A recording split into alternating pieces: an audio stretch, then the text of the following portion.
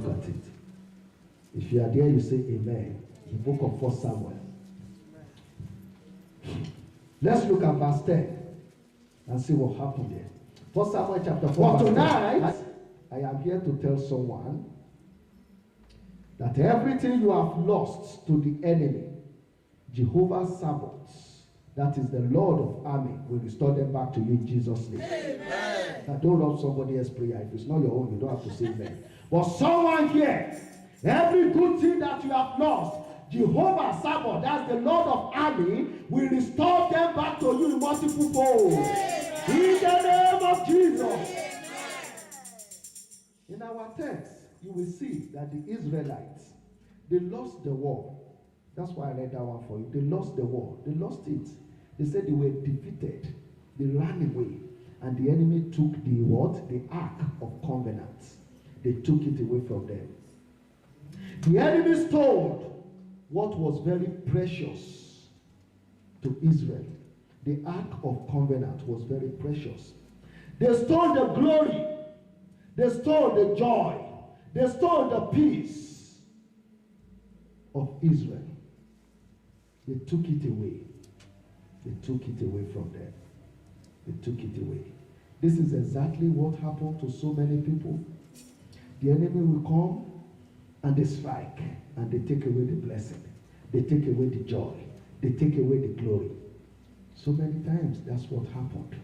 That's what the enemy does so many times. So many times. Destinies have been destroyed by the enemy. Destinies have been stolen by the enemy. Destinies have been sold into the hands of the wicked ones by the enemy.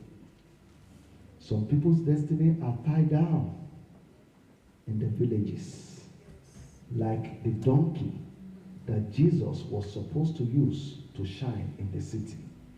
You know that in the book of Matthew 21, it's in the book of Luke 19 as well. The donkey that Jesus was supposed to use in the city of Jerusalem was tied down by the enemy in a village called Bethphage. So it was very difficult for Jesus to shine in Jerusalem because he needed the donkey. There are some certain things in your life, in our life, that we need. If we don't get it, it's difficult for us to shine. The enemy have stolen such things away. The enemy have withheld such things. They have held such things down, but God will restore it back to you in Jesus' name. Amen. So some people's destiny are tied down in the village, like they tied down that donkey. Some people are meant to shine in London, but the destiny is in the village. So it becomes very difficult to shine because you need it to work together for you to shine.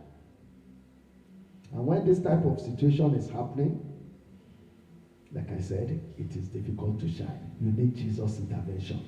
Today, you will get the intervention of the Lord in Jesus' name. Amen. When such a thing is happening, when the thing you need to shine is tied down somewhere, when the things you need to shine is being held somewhere, it is very difficult for you to shine wherever you are. Except Jesus intervened. And today, the Lord will intervene in your situation. Amen. I said the Lord will intervene in your situation. Amen. In the name of Jesus. Amen. You will not just come here empty-handed, but God will reach out to you. Amen. In the mighty name of Jesus. Amen.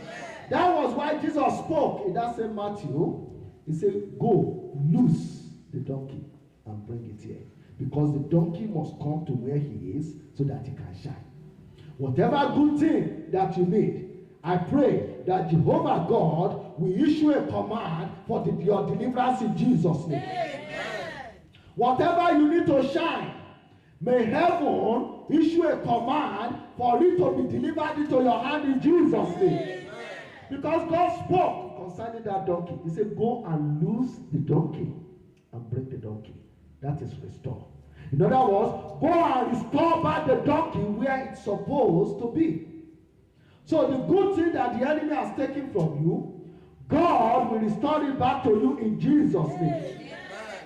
Wherever they have sold your destiny to, wherever they have taken your rights, your blessing, your glory, your peace to, I want you to trust God, that God will fight on your behalf. Amen. I want you to trust God that He will fight on your behalf. Amen. I want you to believe God that He will restore back your blessing. Amen. In the name of Jesus. Amen. You must trust Him. You must believe Him.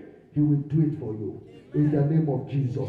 He will do it for you. In the name of Jesus. He will restore that blessing. He will restore that glory. He will restore that peace. In the name of Jesus. He will restore that joy. In the name of Jesus. But you must trust on Him. I will give you word of assurance, then we'll pray. So that you know that this God, you have to trust on Him to restore back. And if you do, He will do it for you. Go with me to the book of 1 Samuel, chapter 5. 1 Samuel chapter 5. And when you look at it, remember the story we started with? They took the Ark of Covenant, isn't it? The joy, the glory of Israel, the peace, the things that Israel need, they took it away. Now see how God is fighting for them. That's why you must believe and you must trust God that He will fight for you and restore back your glory. Go with me to 1 Samuel chapter 5. It says there in verse 2, when the Philistines took the ark of God, they brought it into the house of where? Dagon or Dragon? I know, Dagon. And they set it before Dagon, which is their evil god. Is somebody following me? They took the glory. I don't know what it is they have taken from your life. Peace, joy, wealth, money, blessing. This time around, they took the ark of God and then they went and set it before their own evil god called Dagon. Brethren, can light and darkness stay together? No. The Bible says, where there is light, darkness must disappear. Darkness must bow, because light will overshadow darkness. May the light of God in you overshadow any darkness in Jesus' name. May the light of God in you overshadow every darkness in Jesus' name. Brethren, when they put the ark of God in the house of that their evil god, Dagon, see what happened there. Dagon began to beg God. Hello, somebody. Their Dagon began to say, Lord, it's a mistake. Why did they bring you here? I am not fit to be with you. Instantly, Dagon fell down flat and was begging God. Hello, somebody. Your enemy will beg in Jesus' name. The God that they trusted, you haven't got the gist until you read it at all. Bent down flat and was apologizing to God, the Ark of Covenant. So that when they came in the morning, listen to me, brethren, they saw their God on the floor, isn't it? If you read it very well. They saw that God was already on the floor before the ark of God. And so they took it. No, it shouldn't be like that. You are our God now. They put their Dagon to stand again. And the Bible said the next day they came there, what happened? Both the hand of that Dagon, the leg, everything was destroyed. May God scatter every power of your enemy in Jesus' name. It was totally destroyed. They came there, they couldn't recognize it again except for the head that was waiting. That shows you how God is fighting. I say that God will fight for somebody tonight in Jesus' name. Now when they realize this, look at verse 5. Therefore, neither the priest of Dagon nor any that come into Dagon's house tread on the thresh floor of Dagon in Ashdod unto this very day. I don't know, maybe you understand the power of God that is shown there. They said when they realized and they saw what God did to what they call their own God. Is somebody following me?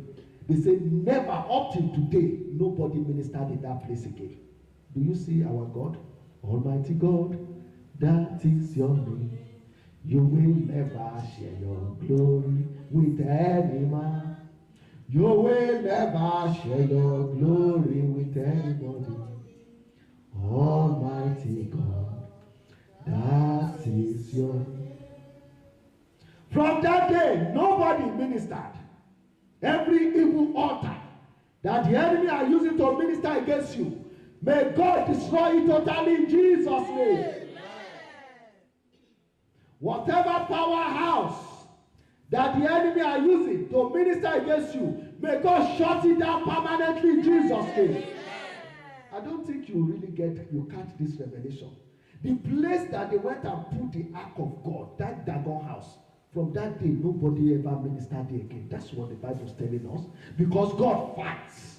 So you must know the God that you are serving. That every blessing that has been taken from you and I, God will fight on your behalf in Jesus' name. And God will ensure that those blessings are restored back. In the name of Jesus. They defeated Israel. They took the God away. Did Israel fight again? Israel just lived too. It's all right. I have no power of my own. Holy Spirit, I look unto you. Help me. I have no power of my own. As you believe in that song, the Holy Spirit will help you. Amen. In the name of Jesus. Amen. So the Israelites left them. Now they have no power of their own. They defeated them. But God fought on their behalf. God will fight on your behalf. Amen. In the name of Jesus. Amen. So they took the ark of God. And then when they did minister, they now took it to one village called Ashdod again. And the Bible says the hand of God was mighty upon that village. And that village said, no, take this ark back. Go and give it to them. Stubborn Joshua. Your enemy in their meeting, they will restore back your blessing, Jesus' name. Because among themselves, they'll say, no, this fire is too much. Give him back his glory. Give him back his wisdom. Give him back his faith. Give him back his attachment. Give him back your promotion. So shall it be whatever you need. They will return it. God will compel them to return it. In the name of Jesus. What is happening here is God compelling the enemy to act. Are you following it? Good. So these people said, no, we don't want to take it away. So they took it to another village. The second village was called Gath in verse 8. And the Bible said the hand of God was still mighty upon them. And this village could not hold it. Say, no, you have to return that blessing back. Are you getting it, brethren? They took it to the third village there called Ekron. And said, look, we don't want this thing. Go and give it back to the owner. Your enemy will come and give you back your blessing. In the name of Jesus. Go and give it back to the owner. Because God will fight on your behalf. The fire of God will burn your enemy. They will return back your glory, your wisdom, your honor, your blessing. In the name of Jesus. Just take it back. Take it back. And then when they see that there was no how they can do it, they now call their priest. And the funny thing about it, listen very well. In chapter 6, verse 2, the Philistines called the priest and the people that look at it and say, what shall we do now? And then the people told them that, look, this thing you have taken, you have suffered Israel for so long. It is their joy, their glory. So you can't just return it back. You must return it with what? Interest. Hallelujah, somebody. The things they have taken from you, they will return it back with interest in Jesus' name. So they say, look, you cannot just go and give them that thing back. Now you must return it with interest. It's the same thing when you have money. They've taken your money, they can't just give you back what they have taken. They have to give you back with interest. And God will compel them to do it in Jesus' name. So Jehovah God, he compelled them to return the blessings with interest. When you look at it, they now filled those donkeys with gold and silver. They have to return it with interest. And the Bible says, as I run to a conclusion, in verse 13, that immediately the children of God, chapter 6, verse 13, they look up. They look up, the Israelites. They lifted up their eyes and they saw the ark of covenant coming back their way. I pray today, as you look up to God, your glory, your blessing will be restored back to you in Jesus' name. The Bible says they look up. They never fought anything. They look up. Learn to look unto God. Learn to look up to God. They look up and they saw their joy coming. Their miracle coming. Your miracle will come your way. Your joy will come your way. Your glory will come your way. Your promotion will come your way. Your peace will come your way. God will restore it with interest. In the name of Jesus. They could not believe it. It was like a dream, so the psalmist says. And they look at the donkey and they say, that's it. They need to good. That will be your portion in Jesus.